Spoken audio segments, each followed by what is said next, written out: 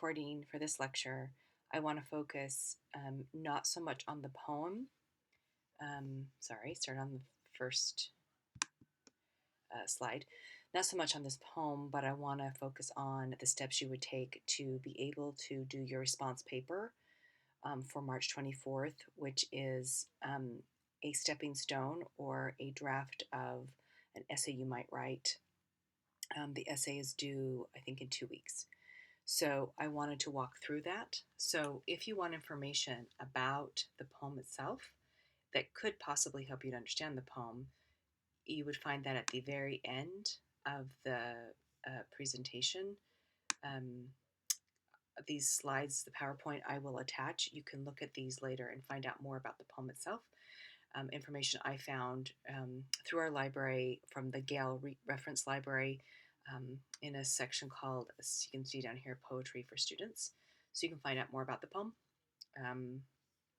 But I want to focus again on what the steps you're going to take in looking through the poems and how to write about them. So I talked about this a little bit last time, and I want to walk through the steps again this time. So in the poem, The World is Too Much With Us, which of course, by William Wordsworth. It's a sonnet, which I talk about at the end, but not here. And instead, what I just want to look at is it's a 14-line poem. That's what a sonnet is.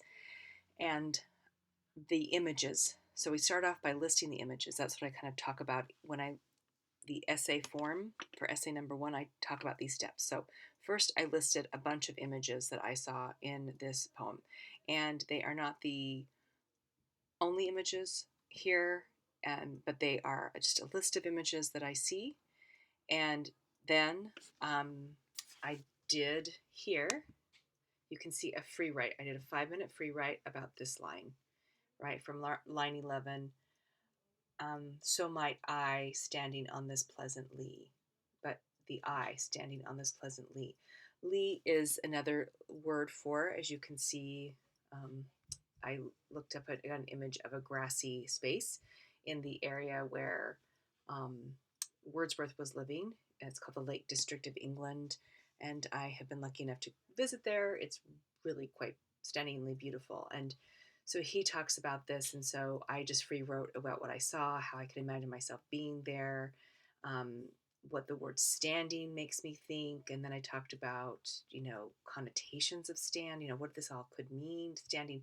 First I talk about what the lea might mean, and then at the end, the question I asked in my focus free write was, what emotion do I connect with this line? And these are what I came up with. And so this is my list of the emotions I came from just that one image, right? So after I have the kind of the emotions that I get from this one image, and again, the one image is this right here in line 11, right? This one right here.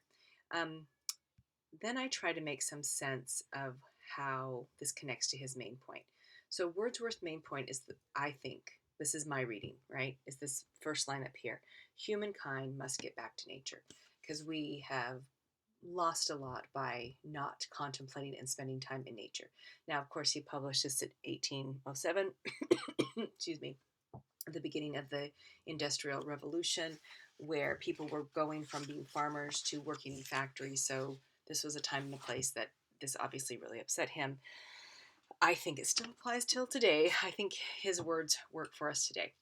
So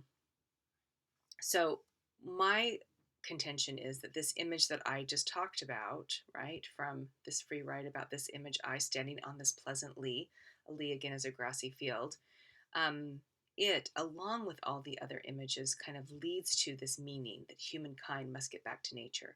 So I went through some of the other images that I listed here and sort of walked through what I think they're trying to say.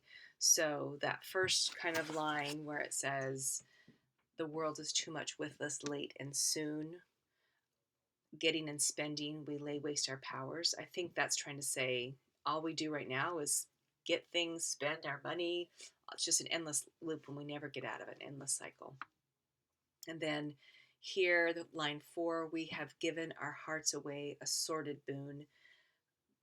Then I kind of interpret this as my paraphrase. We've given away our lives, our hearts. That's what a heart is often a symbol of, to join this cycle, and it's not beneficial, which is a boon is beneficial, but it's actually dirty and grimy, a sordid boon. Anyway, so I go through not all of the images here, but most of them, and kind of talk about how this is me trying to prove my point here, right? That Wordsworth's main point is seen in all of these images. And so if you look at each one of those images, you can kind of get to what he's trying to argue. That is essentially the assignment, right? The assignment is to identify the images, and then choose two. This is for your response paper. Choose two of those images, free write about them, and say in your response paper, okay, this is what the image is. Let me paraphrase it. Let me put that in my own words. This is how I see this. Paraphrasing to put it in my own words, and then talk about the emotion that I feel, how that image makes me feel that emotion. And then when I do that for my second image, do it 2 times, and then talk about how those emotions help me to understand what the overall feeling of a poem is, right? And that's what this slide is trying to do, is saying, here's the overall argument, and here how these images are kind of leading toward it. Now, that response paper that is due next Tuesday is trying to get you to move towards the essay that's due, I think, a week from Thursday. I think it's due the 20, I don't know when it is, the end of the month, your first essay. So it's taking, the response paper is trying to walk you toward the essay, and this, what I've done here, is trying to walk you toward doing a good response paper.